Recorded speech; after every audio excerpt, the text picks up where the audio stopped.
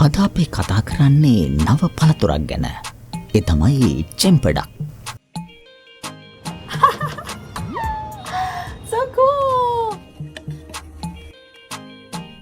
මිහිරි රස ඇති නව පළතුරක් චෙම්පඩක්.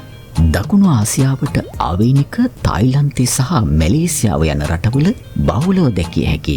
ඒ වගේම මෑතකදී ශ්‍රී ලංකාවට හඳුන්වා දුන් ඉමිහිරි පළතුරු විශේෂයක් තමයි මේ කොස් කුලයට අයත් කොස් ගසට බොහෝ සෙයින් සමාන පෙනුමක් ඇති බහුවාර්ෂික ශාකයක්. ඵලය ඉදුණු පසු ප්‍රණීත පළතුරක් ලෙස භාවිතා කළ හැකියි. ගෙඩියේ පෙනුම බොහෝ සෙයින් කොස් ගෙඩියට සමානයි. නමුත් ඉදුණු පසු ගෙඩියෙන් දෝරියන් වලට සමාන සුවඳක් වහනය වෙනවා. තවද මතුළු එහි මැද වහල්ලට තදින් සම්බන්ධ වී ඇති බැවින් ගෙඩිය විවෘත කළ පසු වහල්ල පිටින් මදුළු එළියට ගන්න පුළුවන්. ඉදුණු මදුලේ වර්ණය තද කහ පැහැයක් ගන්න අතර වැල ස්වභාවයක් ගන්නවා.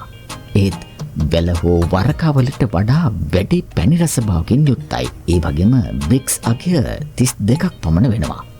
ඉදුණු පළතුරක් ලෙස ඉතා සුදුසුයි. කොස් ගෙඩියක තරම්ම මදුළු දකගත නොහැකිවද කොස් වලින් ගත හැකි සියලුම ප්‍රයෝජන ගන්නට හැකියාව තියෙනවා.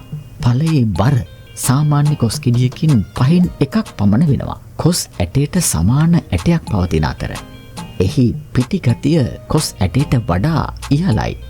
අන්තර්ජාලය ඇසුරින් මම ඉන්දික කෝරාලගේ. Oh my god.